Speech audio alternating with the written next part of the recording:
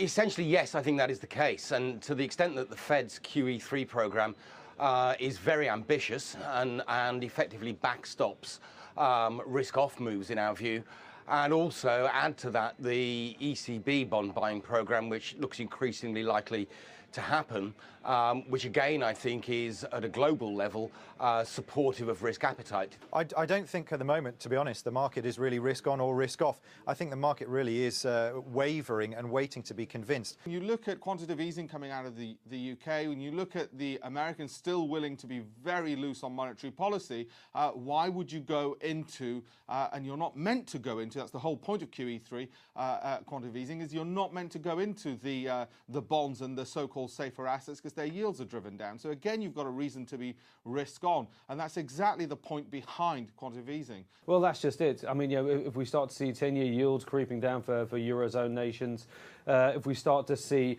new money coming into the equity market, so if we start to see more money flows coming back in, if we start to see economic numbers turn back round to the upside and broker forecasts being raised to the upside as well, then we could see that momentum continue further. We've seen the market maybe sigh and take a breath and be thankful that there hasn't been negative news flows to derail the relative positiveness that we've had. But it hasn't given the markets the confidence to believe that we've really tackled all of these issues and we can look to go with a real strength in an upward direction. I think there's a better tone moving into the markets. Peripheral markets in the Eurozone are better supported.